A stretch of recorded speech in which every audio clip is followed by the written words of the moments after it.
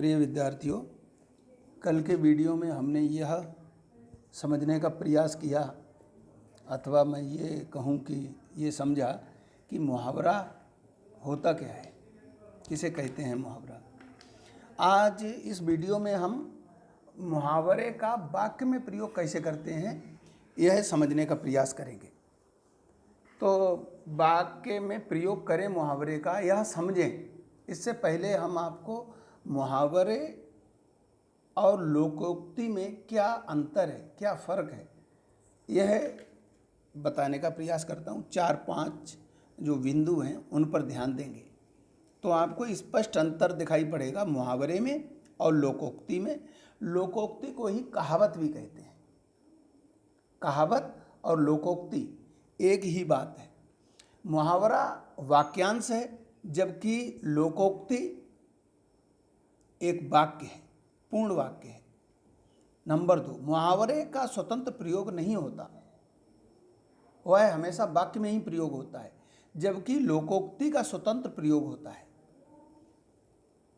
तीसरा बिंदु, मुहावरे में उद्देश्य विधेय का पूर्ण विधान नहीं होता, अतः अर्थ की स्पष्टता के लिए वाक्य प्रयोग नितांत आवश्यक है। मैं नितांत शब्द का प्रयोग कर रहा हूँ। मुहावरे का अर्थ स्पष्ट करने के लिए वाक्य में प्रयोग किया जाना जरूरी है मुहावरे का, जबकि लोकोक्ति के साथ ऐसा नहीं, क्योंकि लोकोक्ति स्वयं में पूर्ण वाक्य है, उसमें उद्देश्य विधेय का पूर्ण विधान पहले से ही रहता है। नेक्स्ट, मुहावरा अर्थ की दृष्टि से माध्यम की खोज करता है, जबकि कहावत में ऐसा नहीं होता या लोकोक्ति में ऐसा नहीं होता है। मुहावरे का कार्य भाषा में चमत्कार उत्पन्न कर भाषा की सौंदर्य में वृद्धि को स्थापित करना है, जबकि लोकोक्ति का कार्य कथन के खंडन मंडन, पक्ष में या विपक्ष में विरोध को रेखांकित करने का होता है। मुहावरा बात कहने की एक रीति है, अथवा पद्धति है, अथवा अभ्यास है, जबकि लोकोक्ति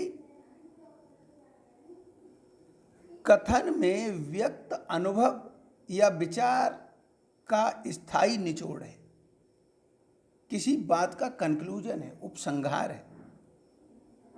मुहावरे में काल, वचन और पुरुष के अनुरूप परिवर्तन हो जाता है, जबकि लोकोक्ति में यह परिवर्तन नहीं होता है। लोकोक्ति का जो स्वरूप होता है वो अपरिवर्तनीय होता है, उसमें कोई चेंजिंग नहीं होती।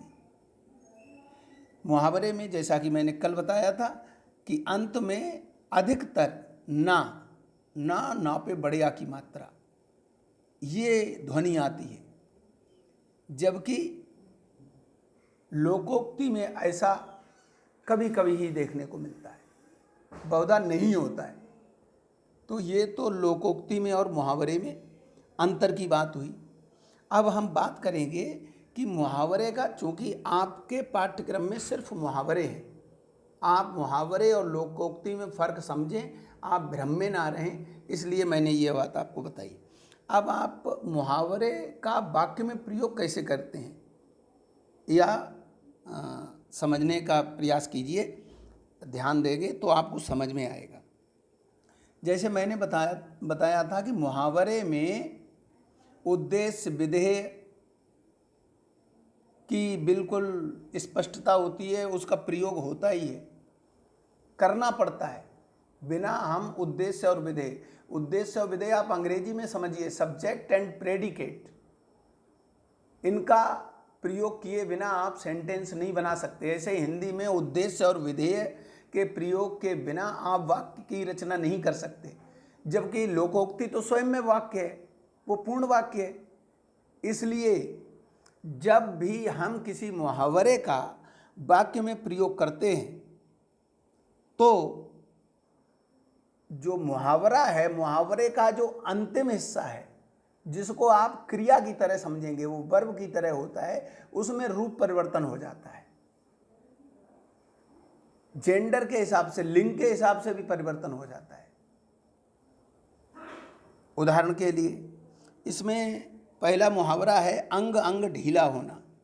इसका अर्थ है बहुत थक जाना। अब इसका आपने वाक्य प्रयोग कर दिया, मेरा तो अंग अंग ढीला हो गया है, या मेरा तो अंग अंग ढीला हो रहा है, तो यह वाक्य प्रयोग सर्वथा गलत है। अब इसका जो उचित वाक्य प्रयोग है वो क्या होगा? आज सुबह से रात तक इतनी दौड़ धूप की कि मेरा अंग अंग ढीला हो रहा है।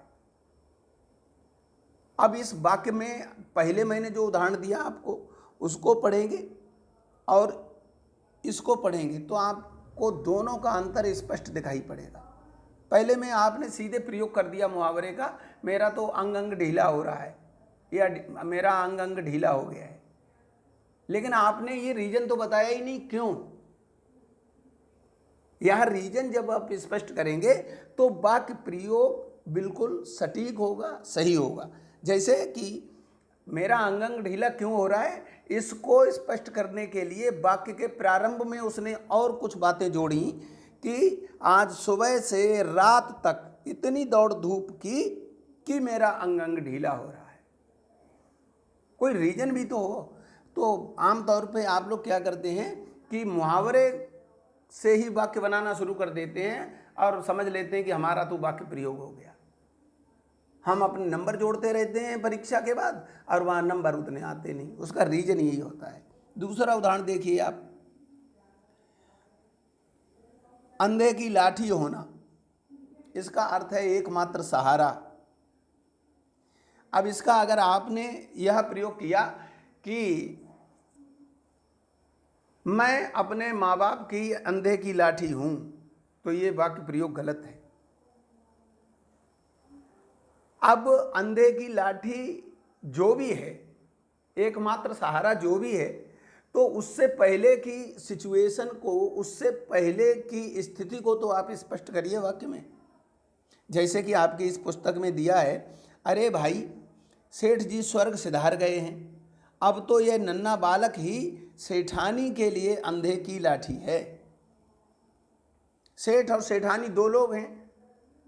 अब दो लोग एक दूसरे के लिए सहयोग करते हैं, एक दूसरे का ख्याल रखते हैं, तो मतलब एक दूसरे की अंधे की लाठी कह सकते हैं आप। लेकिन आप उनके बच्चे को कहें कि सेठ जी का लड़का ही अंधे की लाठी है सेठानी के लिए, कैसे है? उससे पहले बताइए भी तो सही कि अब सेठानी अकेली रह गई हैं, सेठ जी एक्सपायर हो गए, इसलिए वो जो नन्हा बालक है उनका, वो उनकी अंधे की लाठी है। मैं समझ रहा हूँ कि जो मैं कहना चाह रहा हूँ वो स्पष्ट हो रहा होगा। एक और देखिए आप मुहावरा, आंखों में धूल झोंकना। मैंने कल आपको बताया था कि मुहावरे का अर्थ जो लिखा होता है वो नहीं होता है, इसका स्पेशल अर्थ होता है, विशेष अर्थ होता है। आंखों में धूल झोंकना, इसका मतलब ये नहीं कि किसी आदमी ने रास्ते से पड़ी हुई मिट्टी उठाई और आपकी आंखों में झोंक दी। इसका अर्थ ये हुआ धोखा देना। अब इसका वाक्य प्रयोग कैसे करेंगे? आपने वाक्य प्रयोग कर दिया कि श्याम ने मोहन की आंखों में धूल झोंक दी। आपको लगेगा वाक्य प्रयोग सही है, लेकिन नहीं, ये वाक्य प्रयोग सही नहीं है। इसका वाक्य प्रयोग कैसे करेंगे? देखिए, इन ठग कंपनियों से सावधान रहना, इनके मालिक एक ना एक दिन आंखों में धूल झोंककर भाग जाएंगे, गायब हो जाएंगे। तो आंखों में धूल झोंकने की जो प्रक्रिया होगी, उससे पहले का जो बेस है, जो प्लेटफॉर्म है मुहावरे का, वो तो आप पहले बनाएं। अब वो क्या है कि ठग कंपनियों से सावधान रहने की जो एडवाइस दी गई है, जो सलाह दी गई है, वो इस मुहावरे का बेस है। तब वो कहता है कि इनके मालिक एक ना एक दिन आंखों में धूल झोंक कर नदारद हो जाएंगे, गायब हो जाएंगे। तो ये इसका वाक्य प्रयोग है। और इस प्रकार अगर आप वाक्य प्रयोग करेंगे तो मुझे आशा नहीं बल्कि विश्वास है कि पूरे के पूरे नंबर मिलेंगे, कोई उसमें आधा नंबर भी नहीं काट सकता। तो इनको आप जितना पढ़ेंगे, मैंने बताया था मुहावरे का अर्थ ही होता है अभ्यास, तो इनको आप जितना पढ़ेंगे, अपनी भाषा में जितना प्रयोग करेंगे, उतना ही आप मुहावरे का अर्थ समझने में और उसका वाक्य प्रयोग करने में सक्षम होंगे। आज के लिए इतना ही, धन्यवाद। कल फिर मिलते हैं किसी नए टॉपिक पर, नए वीडियो के साथ। ओके।